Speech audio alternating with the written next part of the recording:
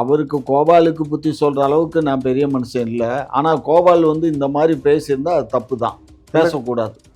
சந்திரமுகி படத்துல வருவானே கோவாலு கோவாலுன்னு, அந்த கோவால் இல்ல. இவர் ஒரு பத்திரிக்கை வச்சிருக்காராம், இந்த கலர்ல வச்சிருக்காராமே. அட போயா, நக்கீரன் கோபாலு தானே, அருப்புக்கோட்டை கோபாலு தானே சொல்ற. அருப்புக்கோட்டை, அதே அருப்புக்கோட்டை தான். அப்புறம் என்ன அது என்ன சொல்லிச்சான்? இல்ல, கட்சியில வேலை பார்க்கறது, கட்சி தொண்டர்களுக்கு அறிவுரைக்கு சொன்னா நீ ஆட்சி அதிகாரத்துல உதயநிதிக்கு வந்து பதில் சொல்லக்கூடாதுன்னு சொன்னது கட்சி தொண்டன், அதனால சொல்லக்கூடாதுன்றாங்க. சேகர் பாபுவை பத்தி பேசக்கூடாதுன்னு சொன்னது. விஜயை பத்தி பேசக்கூடாதுன்னா விஜய் பத்தி பேசுறதுக்கு விமர்சனம் பண்ண வேண்டாம்னு சொன்னா அதுக்கு இதுக்கு என்ன பயம் இருந்தா சரி. உங்களுக்கு பேசாம பிஜேபி என்னையா எல்லாமே உங்க கட்சி விஜய் தான் இந்த நாட்டுல அரசியலா, வேற யாருமே இல்லையா? என்னையா அறிவு கட்டதனமா பேசுற? இந்த பேச்சு பேசிதான் எங்க அடி வாங்குறது. என்ன மரியாதையா கௌரவமா கண்ணியமா பேசணும். என்ன நான் பேசுறது கண்ணிய என்ன எடுப்பானா? என்ன எடுப்பானா? அவருக்கு எடுப்பானா அவருக்காக பேசக்கூடியவர்னு அர்த்தம். அப்படியா? அப்ப நீங்க எடுப்பா? ஆமா, திமுக நீங்க எடுப்பா? அதுல என்ன சந்தேகம்? அப்ப உதயநிதி வந்து முதலமைச்சருக்கு எடுப்பா? திமுக பேசுறீங்களா? அப்ப திமுக எல்லா எம்எல்ஏ முதலமைச்சருக்கு எடுப்பா? திமுக எம்பி எல்லாமே முதலமைச்சருக்கு எடுப்பா? எல்லாமே எடுப்பு பசங்களா? எடுப்பு தான், எல்லாம் எடுப்பு பசங்களா? ஆமா, திமுகவுக்கு எல்லாமே எடுப்பு தான். அப்படியா? ஆமா. இதுல என்ன, இது என்ன தவறான வார்த்தை இல்லையே? ஓஹோ, என்ன பதிவு பண்ணிக்கங்க, போடுவாங்க இப்ப கீழே.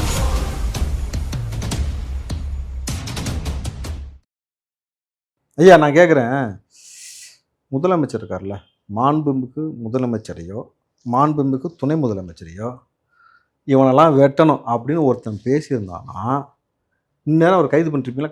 கைது பண்ணிருக்க மாட்டீங்களா? இல்லை, முதலமைச்சருங்கிற அந்த இதில் பேசுனாக்கா தப்பு பண்ணித்தான் ஆகணும். தனி மனுஷனை வெட்டுறமேன்னு சொன்னால் கைது பண்ண மாட்டீங்க. தனி மனுஷனை சொன்னாக்கா அது என்ன சந்தர்ப்பம் சூழ்நிலை என்னங்கிறதெல்லாம் ஆராய்ந்து அதுக்கப்புறம் நடவடிக்கை எடுக்கணும். கம்ப்ளைண்ட் கொடுத்தா நடவடிக்கை எடுக்கலாம். ஏன் கம்ப்ளைண்ட் வாங்கித்தான் நடவடிக்கை எடுக்கும். கண்ணு இல்ல உங்களுக்கு? கண்ணு இருக்கு, காது இருக்கு, மூக்கு இருக்கு. எனக்கு ஒரு கட்சியின் தலைவரை ஒருத்தன் வெட்டணும்னு பேசினா அவன் மீது நடவடிக்கை எடுக்க மாட்டீங்க. இது கொலை மிரட்டல் அடிப்படையில் எடுக்கலாமே. யாருமா? நக்கீரன் கோபால் அவர்கள். யாரு சொன்னாரு? விஜய் அவர்கள். என்னன்னு சொன்னாரு? முழுமையா சொல்லு, என்ன சொன்னாரு? சிரிக்கிற? அதுதான் சார், இந்த மாதிரி வந்து விஜய் அவர்கள் வந்து ஒரு கட்சி தலைவரே வந்து கிடையாது, ஏன்னா அவர்லாம் வந்து அந்த மாதிரி எல்லாம் இல்ல. வெட்டணும், இவனெல்லாம் வெட்ட வேணாம், இவனெல்லாம் வந்து கைது போது அப்படியே விலங்க போட்டு தரதான் ரோட்ல இழுத்துட்டு வர வேணாம் அப்படின்னு பேசுறது. எந்த விஷயத்துக்காக பேசுறாங்க?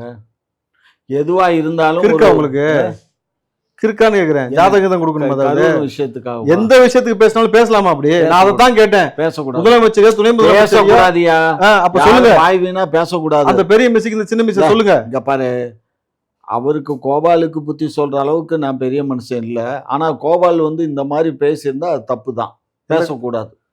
சந்திரமுகி படத்துல வருவானே கோவாலுன்னு, அந்த கோவால் இல்ல. இவர் ஒரு பத்திரிக்கை வச்சிருக்காராம், இந்த கலர்ல வச்சிருக்காராமே. அட போயா, நக்கீரன் கோபாலு தானே, அருப்புக்கோட்டை கோபாலு தானே சொல்ற. அருப்புக்கோட்டை, அதே அருப்புக்கோட்டை தான். அப்புறம் என்ன என்ன சொல்லிச்சான்?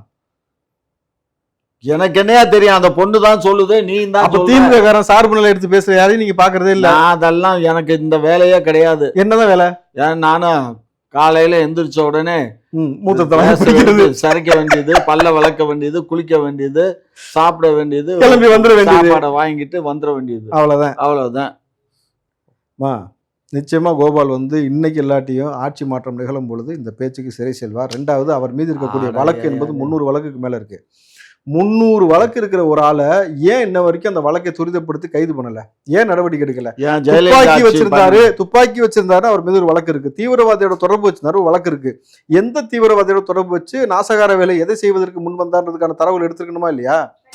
ஏன் செய்யல? ஏன் அந்த 10 ஆண்டு கால ஆட்சியில எதுக்கு பண்ணல? அவங்க ஆட்சியில போட்ட வழக்கு தானே அது பூரா.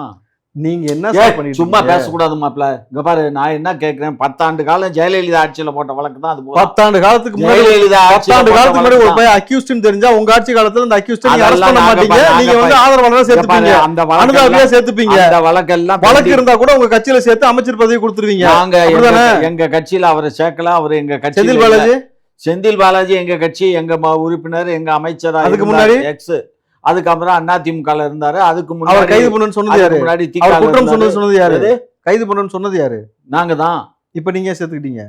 அது எங்க இஷ்டம்யா, அதை கேட்க நீ யாரியா? உனக்கு யாரியா அந்த ரைட்ஸை கொடுத்தது? எங்க கட்சியில என்ன சரி, நடந்தாலும் யாரு எங்க போய் சேரணுமோ கரெக்டா அங்க போய் சேர்ந்துருக்காங்க. அப்புறம் என்ன விடு, அவ்வளவுதான் விடு. சும்மா ரொம்ப ஓவரா கொலிக்காத. மொத்தமா 26ல முடிச்சு விட்டுருவோம். சார் தமிழிசை வந்து சொல்லியிருக்காங்க இந்த மாதிரி ஃபர்ஸ்ட் திமுக வந்து அதிமுகவையும் பாஜகவும் அடிச்சிட்டு இருந்தாங்க, இப்போ விஜய் அவர்கள் வந்து அடிக்க ஆரம்பிச்சிட்டாங்க, அதுவும் ஒரு பதட்டத்துல அப்படின்ற மாதிரி அடிச்சாங்களா? சொல்லிருக்காங்க. அதாவது விமர்சனம் பண்ண பம்பிட்டு ஓடுறாங்க, ஆரம்பிச்சிட்டாங்க. தெரியுமா தெரியாதா? கரூர் இந்த விஜய் அவர்கள் பேசின நிகழ்ச்சியை பேசினதை கொடுத்து உதயநிதிட்ட மைக்க போடுன்னு பதிலே சொல்ல தெரியுமில. ஆ.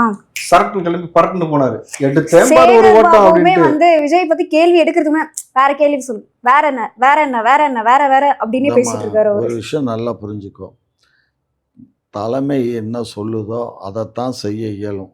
தலைமை சொல்லாம அவர் பையனாக இருந்தாலும் சரி, துணை முதலமைச்சராக இருந்தாலும் அவர் இஷ்டத்துக்கு பேச Excuse me. முடியாது.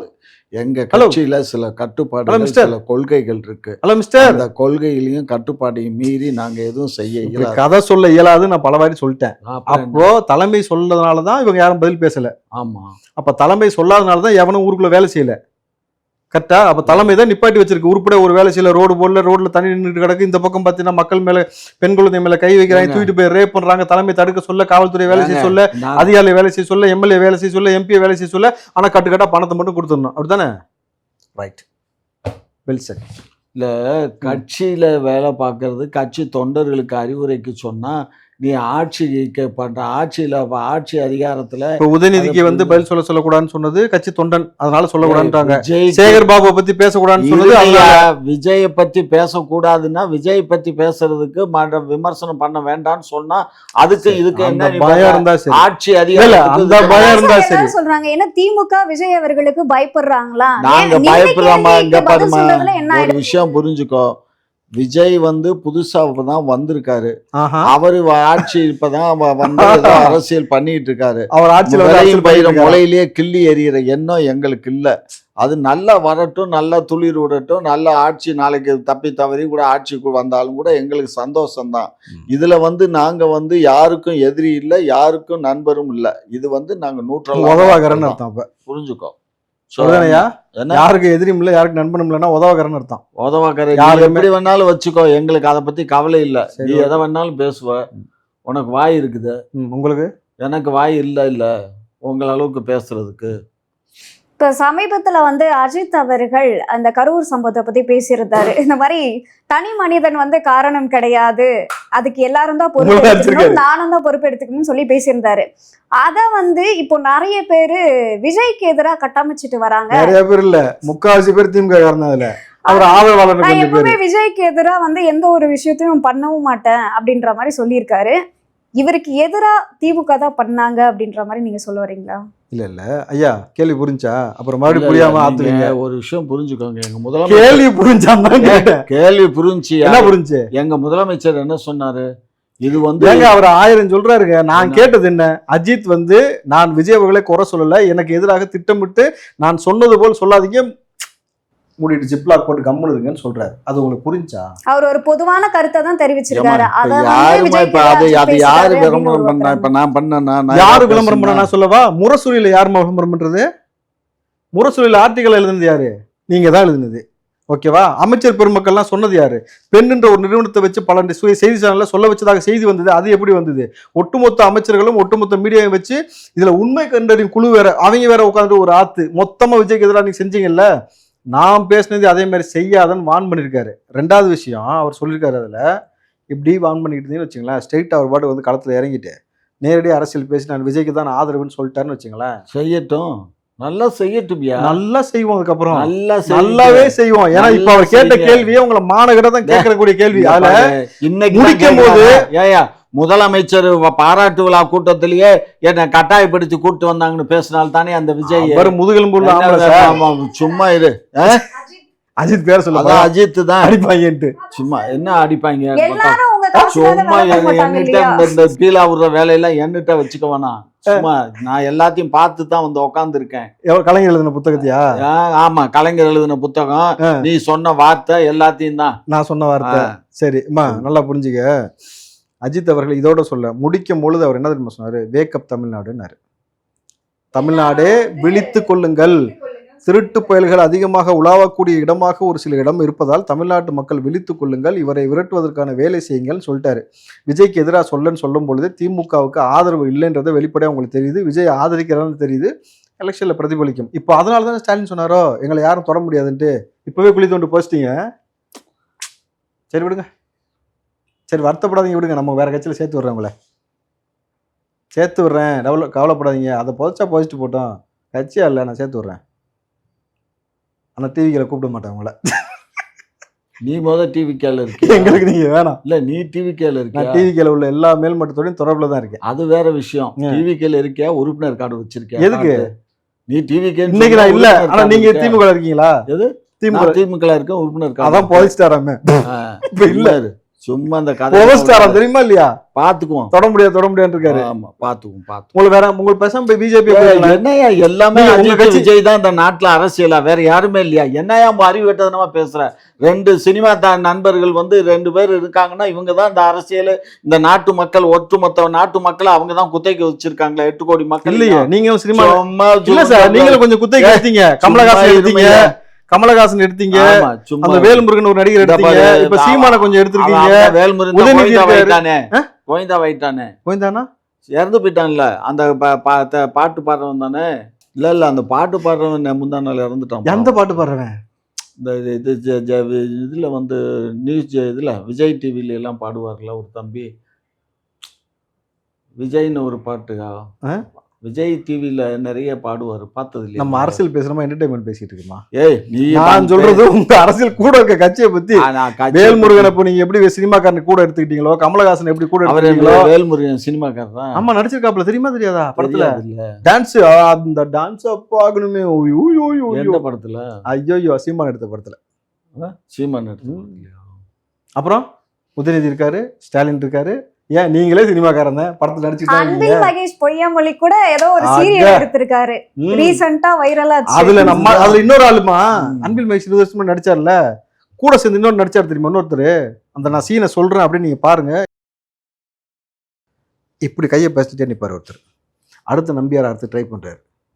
அதைத்தான் ஆதவர்ஜி நான் சொன்னார், இருடி 6 மாசம் தாண்டி ஆட்டமா போடுறீங்க அப்படின்ட்டு. அது யாரு? அன்பில் மகேஷ் கூட நின்று பெர்ஃபார்ம் பண்ணது யாரு? அதான் அந்த ஆள் பேர் என்ன? பேர் தெரியாதா உங்களுக்கு? எனக்கு என்னையா தெரியும். அதுக்கு தான் கொஞ்சமாவது காலைல ஏதோ குடிக்கிறீங்களே, அதை குடிக்காம மற்றதை பாருங்க. சரி.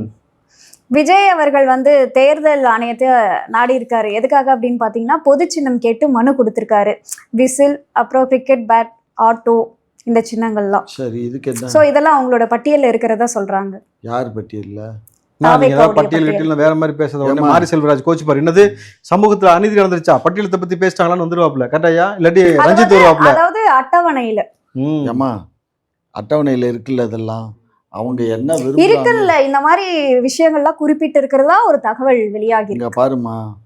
யூஸ்வலா யாருமே விசில் சின்னத்தை கேட்க மாட்டாங்க, பேட்டு சின்னத்தையும் கேட்க மாட்டாங்க.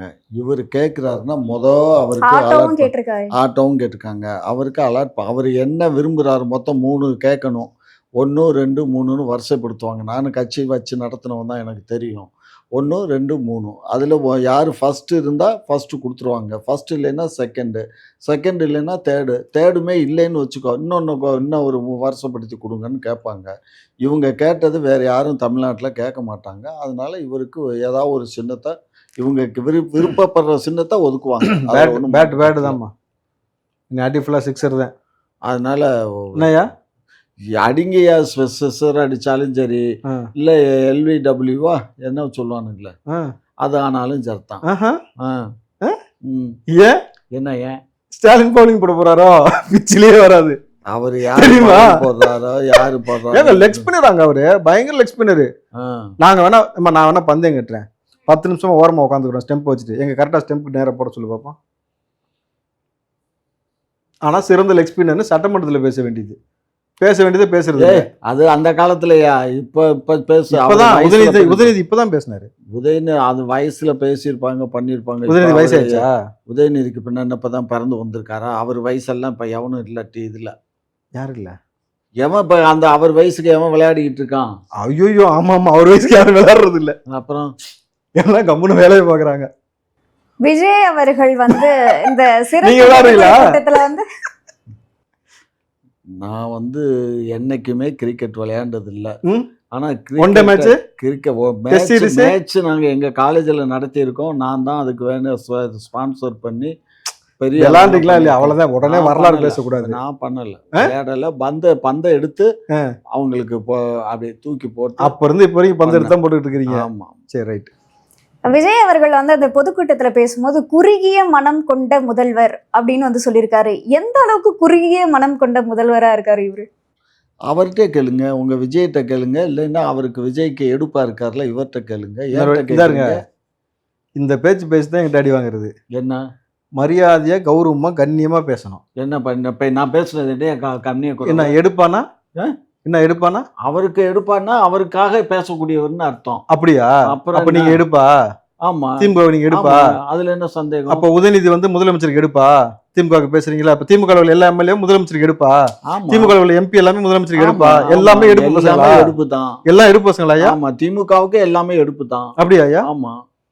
இதுல என்ன, இது என்ன தவறான வார்த்தை இல்லையே? ஓஹோ, என்ன பதிவு பண்ணிக்கங்க, போடுவாங்க இப்ப கீழே. ஆ. திமுகவை கேவலப்படுத்துறதுக்கு நாங்க வேணாம், நீங்க ஒரு ஆள் போதும். ஐயா. எடுப்பாம்ல? எடுப்போம். ஆ. ம். ம். குறுகிய மனம் எதுக்காக குறிப்பிட்டிருக்காரு? குறுகிய அவர் சட்டை மனம் ஊத்து பாருமா, அந்த பக்கம் ஏதாவது பச்சை குத்திருக்காரான்ட்டு அவருங்க. சட்டை ஊத்து காட்டுங்க. நீங்க தான் உதயநிதி ஸ்டாலினே இல்லாட்டி இன்பநிதி வரைக்கும் பச்சை ஊத்தி வச்சிருப்பீங்களே, காட்டுங்க. பரந்த மனத்துல தாளலையா? தாளல. சும்மா எதையாவது உருட்டுறதுதான் வேலையா போச்சு. குறுகிய மனம்னு எதுக்கு சொன்னாரு? நான் வந்து யாரு சொன்னா எது சொன்னா, உங்க தலைவர் சொன்னது உனக்கு தான் தெரியும். அவர் என்ன அர்த்தத்துல சொன்னார்னு உனக்கு தான் தெரியும். என்ன எனக்கு என்ன அர்த்தம் சொல்லவா? எனக்கு தெரியுமா? இந்த அதனால கரூர் நீ மக்கள் சொல்லு. இறந்ததை வைத்து நாங்கள் அரசியல் செய்ய விரும்பவில்லைன்னு சொல்லிட்டு அந்த பக்கம் முரசொலியில் ஆர்டிகல் எழுதுறது போயிட்டு, இந்த பக்கம் பார்த்தீங்கன்னாக்கா ஃபுல் அண்ட் ஃபுல் வந்து திமுக நபர்களை வச்சு அவருக்கு எதிராக பேச வர்றது. அதான் குறுகிய புத்தி. ஐயா, நீங்க எதை வேணாலும் பேசுங்க, என்ன வேணாலும் பேசுங்க. எனக்கு 200 ரூபா கொடுத்துருங்க.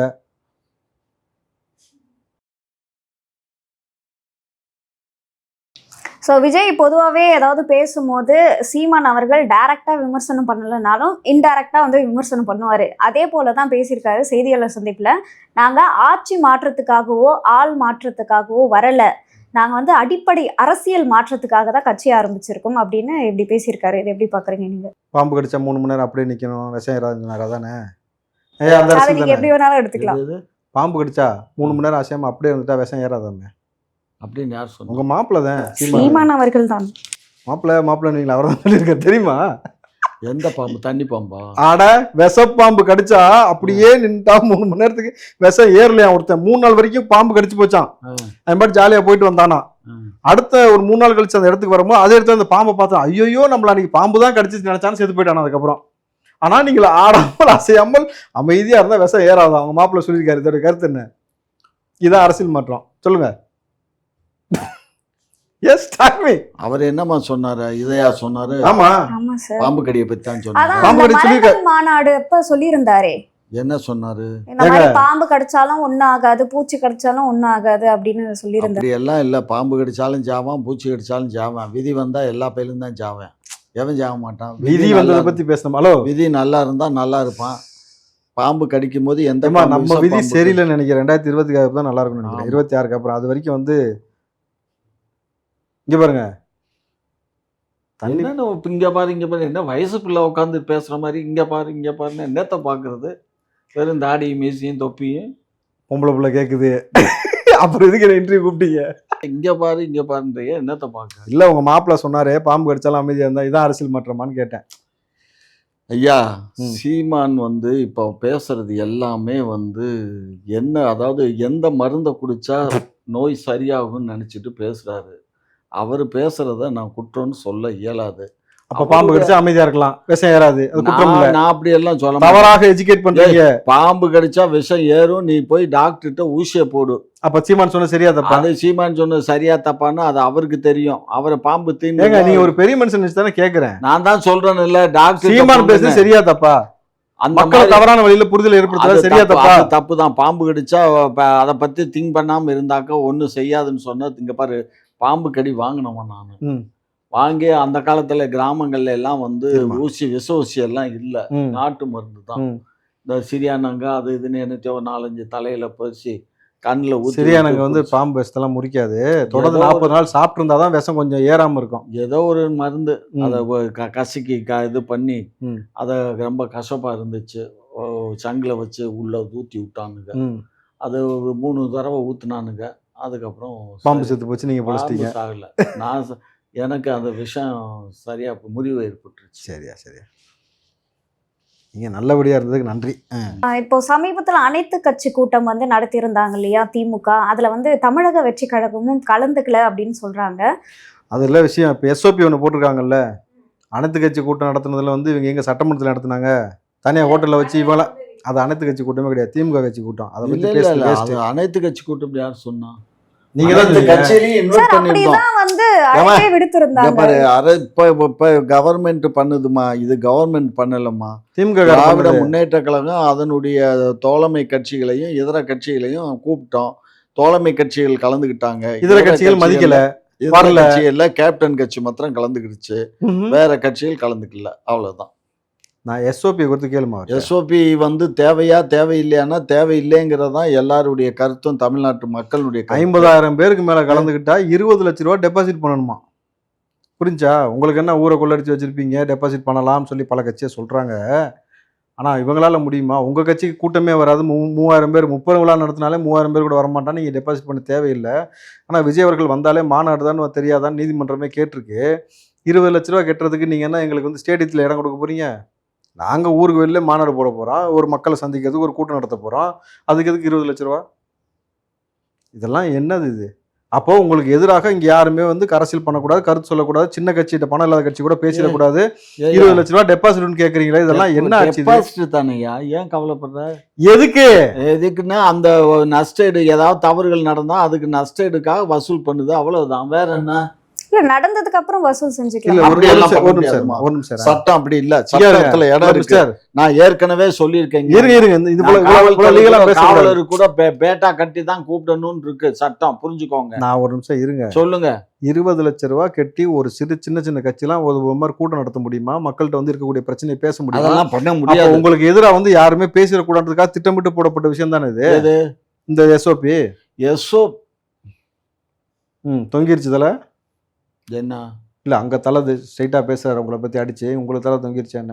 சரி, என்ன இது? என்ன கேவலத்தனமா ஒரு 20 லட்ச இங்க ரூபா பாருங்க. கேட்கறதுலாம் என்ன வேலை? 20 லட்ச ரூபாய் டெபாசிட் கட்ட தகுதி இருக்கவங்க தான் அந்த அளவுக்கு கூட்டத்தை நடத்துவாங்க. அந்த தகுதி இல்லாதவங்க ஏதோ ஒரு மண்டவங்க எல்லாம் நடத்துவாங்க. இது யாருக்கு இப்ப 20 லட்ச ரூபா கட்டுறதுக்கு உங்களுக்கு தகுதி இருக்கா இல்லையா திமுக? நாங்க கட்டி தான் பண்ணுவோம். ஆனா ஆள் வராது. அதை 3000 பேர் தானே வந்தாங்க. அதை பத்தி ஏன் நீங்க கவலைப்படுற? அது கூட்டம் வருது வரலைங்கிறத பத்தி உங்களுக்கு என்ன வலிக்குது? அது ஆனா எங்களுக்கு கூட்டம் வருமே, எங்கள்ட்ட 20 லட்சம் கேக்குறீங்க.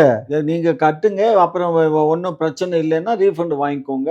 இல்ல அடுத்த கூட்டத்துக்கு அதை அட்ஜஸ்ட் பண்ணி அந்த இது டெபாசிட் எப்படி தெரியுமா? உங்களை தவிர்த்து யாருமே கூட்டம் நடத்திடக்கூடாதுன்ற உங்களுக்கு ஒரு காழ்ப்புணர்ச்சி. அப்படி எல்லாம் இல்ல. வேற சின்ன சின்ன கட்சிகள் வளர்ந்துடக்கூடாது, அவங்க கருத்தை சொல்லிடக்கூடாது மக்கள் மத்தியில. எங்க போய் மாநாடு போடுறான், எங்க போய் பப்ளிக் மீட்டிங் போட்டா லட்சக்கணக்கான பேர் தர்றான். உங்க கட்சிக்கு தானேயா வர்றான்? நீங்க பண்றதுல என்னையா கஷ்டம்? ஒரு ஆளுக்கு 20 லட்ச ரூபா கொடுக்குற நீங்க, ஒரு நாள் செலவு 1 கோடி ரூபா பண்ற நீங்க, இதுல என்ன உங்களுக்கு 20 லட்சங்கிறது ஒரு 20 லட்ச ரூபா வாங்கி வாங்கி அடுத்தடுத்து யாராவது சாராயத்தை குடிச்சு செத்து போயிட்டா காசு அதெல்லாம் நாங்க கொடுக்குறது. அதுக்கு ஃபண்ட்ரைஸ் பண்றீங்களா?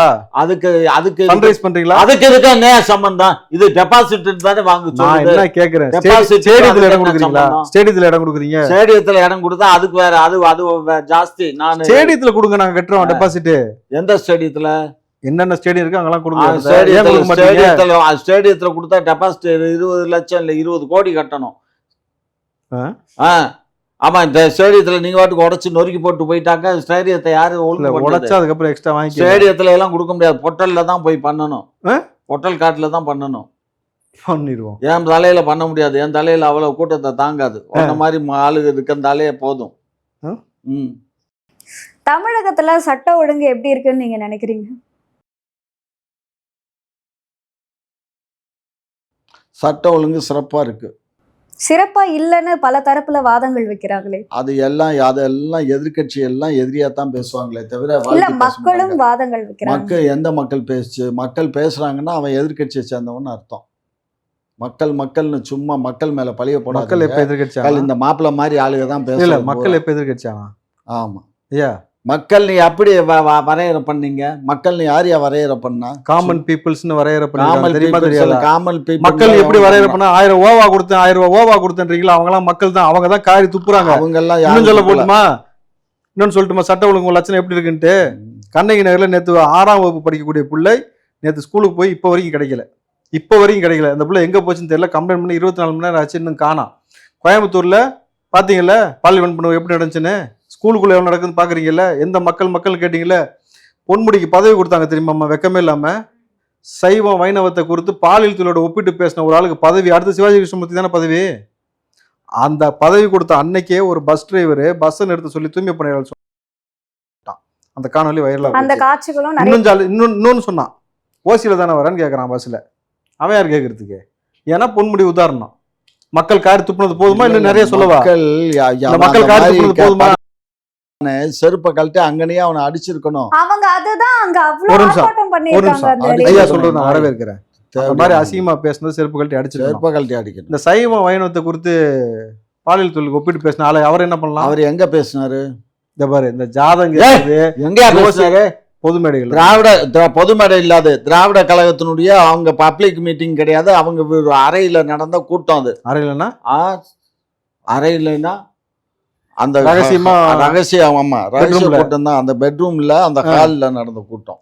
ஊரெல்லாம் எதுக்கு அவர் பதவி விட்டு நிக்கிறீங்க? இப்ப ரகசியமா நடந்ததுக்கு எதுக்கு அது பதவி விட்டு அது நிக்கிறீங்க? உங்களை மாதிரி ஆளுகள் எல்லாம் ஊடகத்துல அசிங்கமா எல்லாம் பேசி அசிங்கமா அசிங்கமா நாங்க பேசணுமா? பொன்முடி பேசுனதை சொன்னோமா? அவரு பேசுனதெல்லாம் தப்புன்னு எனக்கு தெரியல. சைவ இந்த வைணவ நிமிஷம் எனக்கு இந்த நிமிஷம் வரை அது தப்புன்னு இவர் தெரியல. மேல பல வழக்குகளுக்கு பாயும். அவர் சைவ வைணவத்தை குறித்து பாலியல் தொழிலோட ஒப்பிட்டது உங்களுக்கு அசிங்கமா தெரியல இல்லையா? எனக்கு இந்த நிமிஷம் வரை பெரும்பாலான தெரியல. நம்பிக்கைகள் கை வைக்கிறது உங்களுக்கு அசிங்கமா தெரியல இல்லையா? அது பெரும்பாலான மக்கள் வழிபடக்கூடிய அந்த மத வழிபாட்டுல கை வைக்கிறது உங்களுக்கு அசிங்கமா தெரியல? அது என்னத்துக்கு போய் மத வழிபாடு எதுக்கு அவர் போய் சைவ சொன்னாரு? வைணவத்தை குறித்து என்ன சொன்னாரு? என்ன வைணவத்தை சொன்னாரு? ஓப்பனா சொல்லவா? என்ன ஓப்பனா அடக்கன்றாவிய இதெல்லாமையா போய் ஒரு இதைத்தான் அவர் சொன்னாரு. இப்ப அதுக்கு என்ன செய்யலாம்? அவனை செருப்புகள் அடிக்கலாம் நீங்க சொன்னீங்களா கொஞ்ச நேரத்துக்கு முன்னாடி? அடிங்க போங்க. இதுக்கு என்ன செய்யலாம்? நீங்க தான் சொல்லணும். நான் சொல்லக்கூடாது. ம் ஏன்னா அதெல்லாம் எங்க முதலமைச்சர் சொல்லுவார். ஏன் சாமானிய மனுஷனை செருப்புகள் அடின்றது ஒரு அமைச்சர் பேசினாக்கா அதை பத்தி வாய் திறக்கிறதே கிடையாதுல்ல? அவர் அமைச்சர்னு யார் சொன்னா? முன்னாள் அமைச்சர்ல. முன்னாள் அமைச்சர். சரி, உங்க திமுககாரன் துணை பொதுச் செயலாளர் என்ன செய்யலாம்? இப்ப அவரை என்ன செய்யலாம்? அதான் கட்சியை விட்டு நீக்கிட்டு இப்போ ஐயோ கொய்யோ முறைன்னு கஞ்சின பின்னாடி திரும்ப போட்டிருக்கு. அவ்வளோதான். இப்ப அவர் பேசுனதுக்கு என்ன செய்யலாம்னு கேட்டேன். பேசுனதுக்கு தான் தண்டனை கொடுத்தாச்சு இல்ல? 6 மாசமா கட்சியை விட்டு அவரை இது பண்ணி வச்சாச்சு இல்ல? விலக்கி வச்சு தண்டனை. ஆமா, அப்புறம் இதுக்கு மேல என்ன பெரிய தண்டனை? பெரிய தண்டனையால இருக்கு. இது பெரிய தண்டனை தான். தெரிஞ்சிருப்பார்ல. ஆமா, ஓசின்னு பேச மாட்டார்ல, பேச மாட்டாரு, எஸ்சின்னு பேச மாட்டார்ல, பேச மாட்டாரு. Okay okay. 6 மாசம் அப்படி விலக்கி வச்சா சரியா போயிரும்ல? சரியா வந்துடும். ஒரு 6 மாசம் நீங்க கொஞ்சம் பதவி இல்லாம விலக்கி வைக்க வேண்டியதானே? யார? உதயநிதிய. உதயநிதி என்ன பேசினாரு? இந்த எடப்பாடியை பத்தி ஒரு மாதிரி பேசினார். எடப்பாடி ஏயா உண்மையா பேசுனது என்ன தப்பு? அது உண்மை தானியா? தவழ்ந்து போய் அந்த அம்மா காலை பிடிக்கலையா? என்ன பேசுற? சரி விடுமா. உதயநிதினு உங்களோட நேரத்தை ஒதுக்கி பல்வேறு கேள்விக்கு விளக்கம் அளிச்சிருக்கீங்க. அதற்கு நன்றி. நன்றிமா. குக்கு செய்தி நேயர்களுக்கு மிக்க நன்றி. கிட்டத்தட்ட 60,000 சப்ஸ்கிரைபர் தாண்டி போயிட்டு இருக்கோம். இதே போல தொடர்ந்து உங்களுடைய ஆதரவை அளிக்கவும். அது மட்டும் இல்லாம லைக் பண்ணுங்க, ஷேர் பண்ணுங்க, சப்ஸ்கிரைப் பண்ணுங்க.